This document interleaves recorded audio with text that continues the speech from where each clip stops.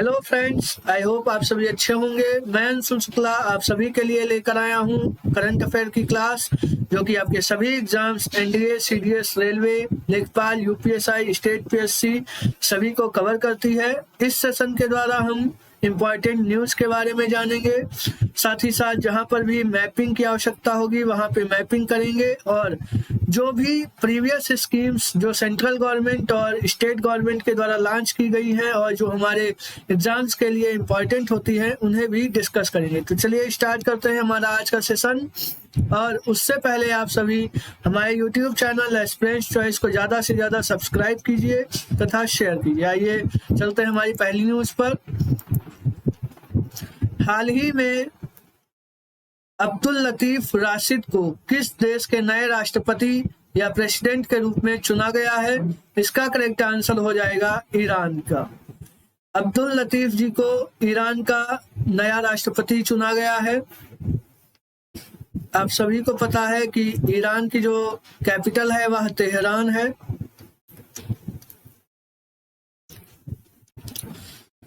India और Iran के जो इंटरनेशनल रिलेशंस हैं वह काफ़ी ज़्यादा स्ट्रांग है।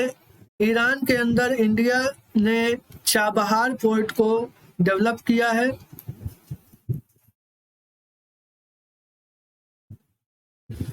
यह इंडिया के द्वारा डेवलप किया गया है, जो कि ईरान के अंदर है। इंडिया के द्वारा चाबहार डे को भी मनाया जाता है। 31 जुलाई को चाबहार डे के रूप में मनाया जाता है इंडिया के द्वारा। और यह जो चाबहार पोर्ट है इसे इंडिया के मुंबई के जवाहरलाल नेहरू पोर्ट से कनेक्ट किया गया है।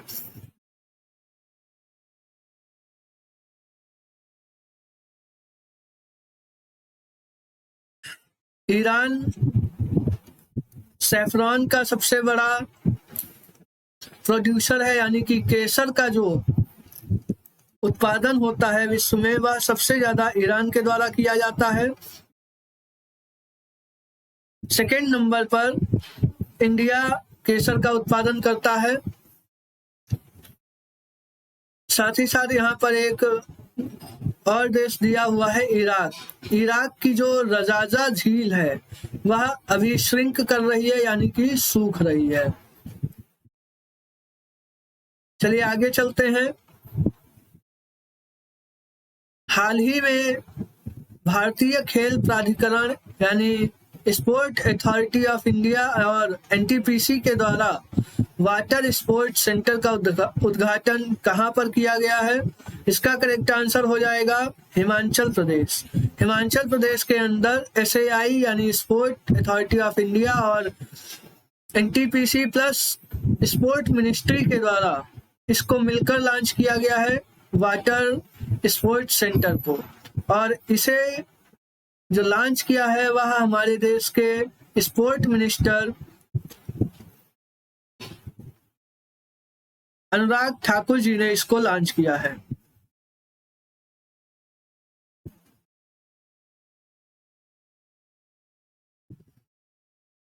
हिमाचल प्रदेश आप सभी को पता है, या इसकी जो कैपिटल है वह शिमला है।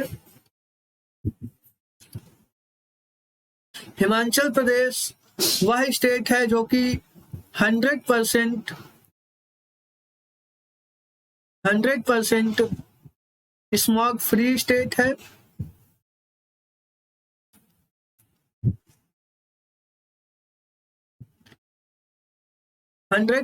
स्मॉग फ्री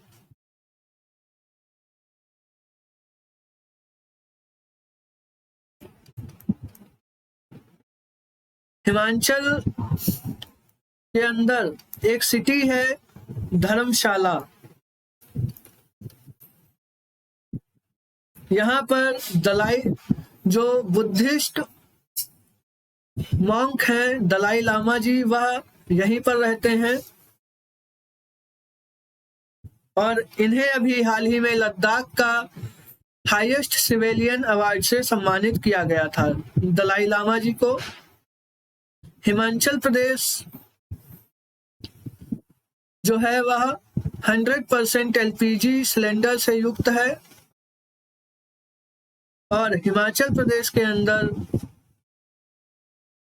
वर्ल्ड का सबसे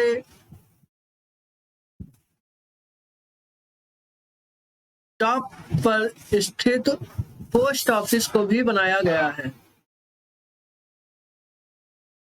जो हिमाचल प्रदेश है वहां पर विश्व की सबसे ऊंचाई पर स्थित एक पोस्ट ऑफिस को डेवलप किया गया है और इसका जो आकार है वह पोस्ट बॉक्स की तरीके से है। इस पोस्ट ऑफिस का जो आकार है, जो स्ट्रक्चर है, वह पोस्ट बॉक्स की तरह से बनाया गया है। आइए आगे चलते हैं। भारत के 50वें मुख्य न्यायाधीश यानी चीफ जस्टिस ऑफ इंडिया का जो पद है उसे कौन संभालेगा, या chief justice of India 15th number के कौन होंगे? इसका करेक्ट आंसर हो जाएगा DY चंद्रचूड़ जी। इन्हें 15th नंबर का CJI बनाया जाएगा। यह यूयू ललित जी की जगह पर, जो कि 49th नंबर के CJI थे इंडिया के, उनकी जगह को ग्रहण करेंगे। सुप्रीम कोर्ट को 26 जनवरी 1950 को स्थापित किया गया था। वर्तमान में इसमें जो जजों की संख्या है वह 33+1 का रेशियो है, यानी कि यहाँ पर कुल जो सुप्रीम कोर्ट के अंदर जज हैं वह 34 हैं।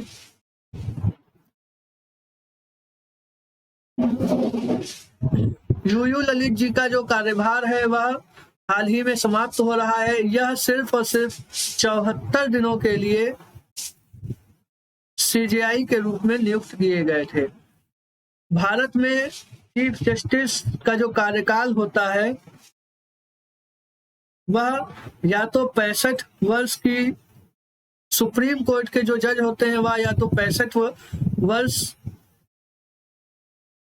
तक अपने पद पर रह सकते हैं, या फिर उनके कार्यकाल के 6 साल पूर्ण हो जाएं तब वह हटाए जा सकते हैं। चलिए आगे चलते हैं। देश की चौथी वंदे भारत एक्सप्रेस ट्रेन किन किन जगहों के बीच चलेगी? तो इसका करेक्ट आंसर हो जाएगा हिमाचल प्रदेश, यानी कि यह हिमाचल प्रदेश के ऊना से लेकर दिल्ली तक ये जो वंदे भारत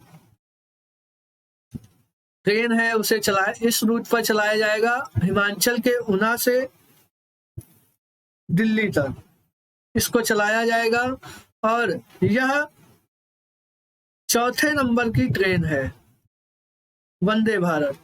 इसे ट्रेन 18 के नाम से भी जाना जाता है।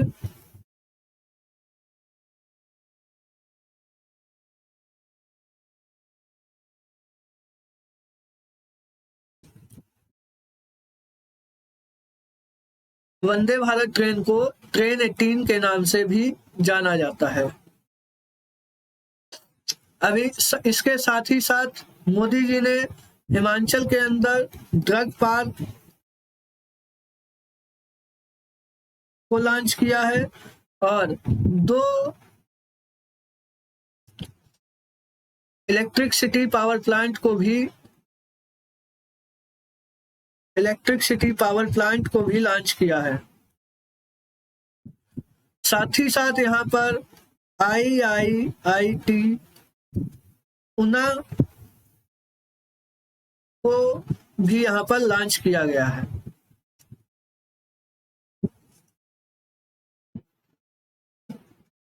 रेलवे के द्वारा कई प्रोग्राम्स चलाए जाते हैं, जिसमें जो इम्पोर्टेंट है वह मिशन अमानत है,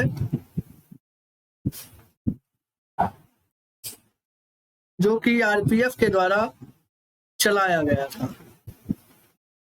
चलिए आगे चलते हैं। और वर्तमान में जो हमारे देश में रेलवे मिनिस्टर हैं वह अश्विनी वैष्णव जी हैं।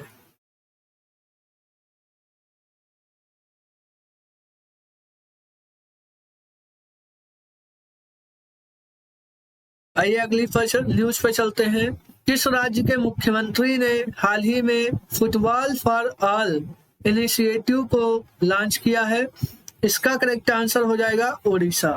ओडिशा के जो सीएम है वह नवीन पटनायक जी हैं।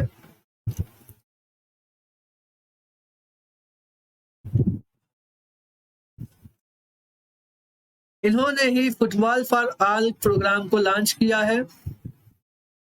ओडिशा जो है वह 10 सालों तक इंडियन हॉकी टीम को भी स्पॉन्सर कर रहा है और यहाँ पर जो राउरकेला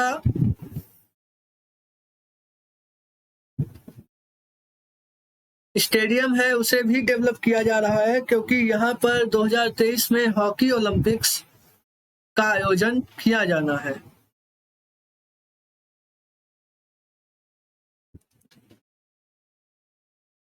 ओडिशा की जो कैपिटल है वह भुवनेश्वर है।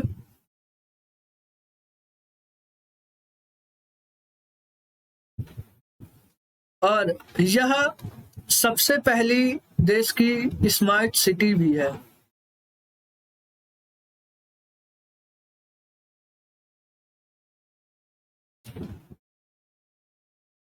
ओडिशा ने अभी नेशनल फूड सिक्योरिटी एक्ट के अंदर टॉप किया है। ओडिशा ने एमएसएमई अवार्ड को भी जीता था और हाल ही में ओडिशा के मुख्यमंत्री के द्वारा वाटर कंजर्वेशन के लिए छाता योजना को भी लॉन्च किया गया है। चलिए आगे चलते हैं। हाल ही में अग्नि तत्व अभियान का पहला सेमिनार कहां पर आयोजित किया गया है? तो इसका करेक्ट आंसर हो जाएगा लद्दाख के अंदर। यह जो सेमिनार है यह इसरो के द्वारा लॉन्च किया गया है और यह लद्दाख के लेह डिस्ट्रिक्ट में इसको लॉन्च किया गया है। लद्दाख के 2 डिस्ट्रिक्ट हैं, एक लेह और दूसरा कारगिल। लद्दाख को 31 अक्टूबर 2019 को जम्मू कश्मीर से अलग करके इसे यूनियन टेरिटरी का दर्जा दिया गया है, यानी केंद्र शासित प्रदेश का दर्जा दिया गया है। वर्तमान में जो इसके लेफ्टिनेंट गवर्नर हैं या उपराज्यपाल हैं वह आर.के. माथुर हैं, राधा कृष्ण माथुर जी हैं। लद्दाख में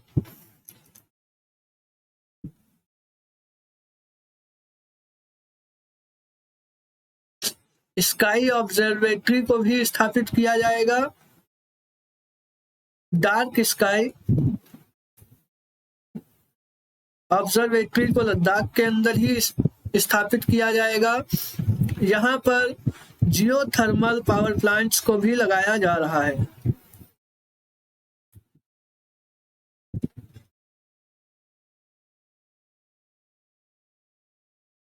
इंडिया के अंदर जो हाइड्रोजन बसेस हैं वह भी सबसे पहले लद्दाख के अंदर ही चलाई गई थी।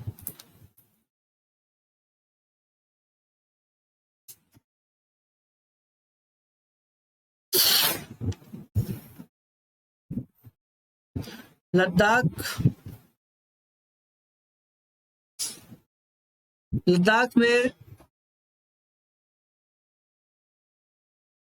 हेलिस नेशनल पार्क स्थित है।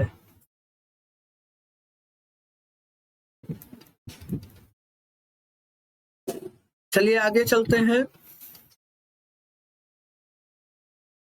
अक्टूबर 2023 में 37वें राष्ट्रीय खेल का आयोजन कहाँ होगा? इसका करेक्ट आंसर हो जाएगा गोवा के अंदर। जो 37 नंबर के नेशनल गेम्स हैं वह गोवा के अंदर कंडक्ट किए जाएंगे। अभी हाल ही में 36वें नंबर के जो नेशनल गेम्स हैं उन्हें आयोजित किया गया और यह गुजरात के अंदर आयोजित किए गए। इसमें महाराष्ट्र स्टेट ने सबसे ज्यादा मेडल्स जीते हैं। और जो 36वें नंबर का जो नेशनल गेम्स थे, इसका जो मैस्कॉट था वह एशियाटिक लायन था,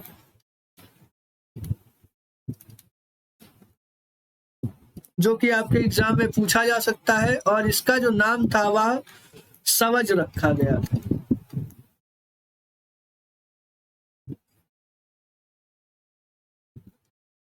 गोवा आप सभी को पता है, इसकी जो राजधानी है वह पणजी है,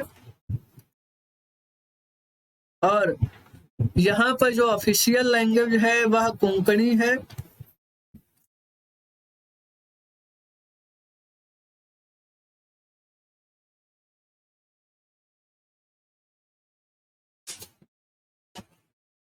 गोवा की जो कोस्टल लाइन है वह हमारे देश की सबसे छोटी कोस्टल लाइन है। गोवा को ऑपरेशन विजय के अंतर्गत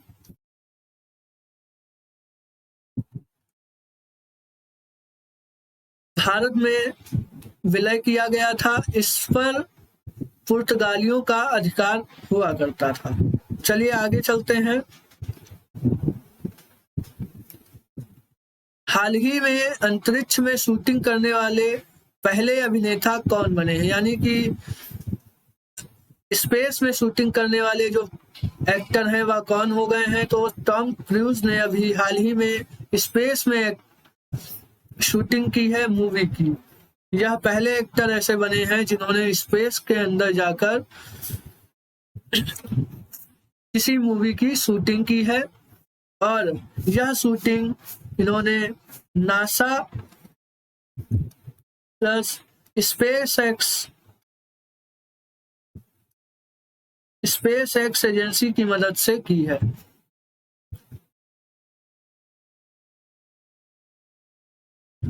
नासा यूएसए की स्पेस एजेंसी है, और स्पेस एक्स भी यूएसए की ही स्पेस एजेंसी है, लेकिन यह एलन मस्क की प्राइवेट स्पेस एजेंसी है।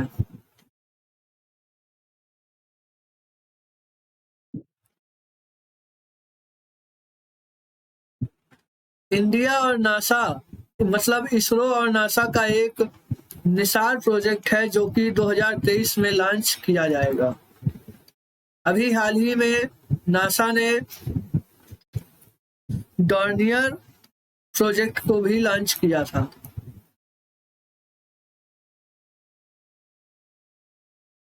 चलिए आगे चलते हैं। हाल ही में G20 के अध्यक्ष का संसद के अध्यक्षों का 8वां शिखर सम्मेलन या एर्थ समिट कहां पर आयोजित की गई है।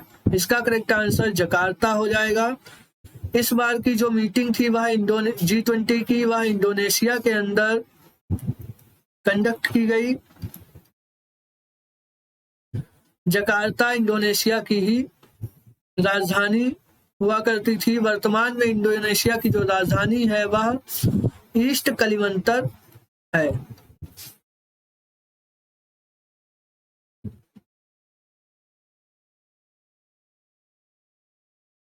या नूसंतारा है।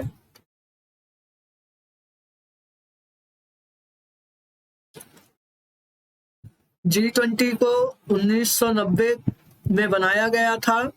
प्रेजेंट टाइम में जो इसके हेड हैं वह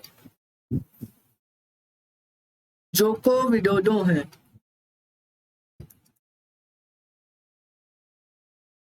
नेक्स्ट ईयर की जो इसकी G20 की मीटिंग होनी है वह इंडिया के अंदर होगी,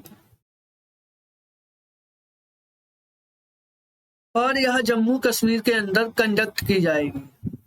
G20 के अंदर यानी इस ऑर्गेनाइजेशन के अंदर 19 कंट्री प्लस एक ऑर्गेनाइजेशन यानी यूरोपियन यूनियन आता है। ये इंडिया के अंदर इसकी जो समिट होनी है वह 2023 में हो जाएगा। 2024 में ब्राजील के अंदर इसकी समिट होगी,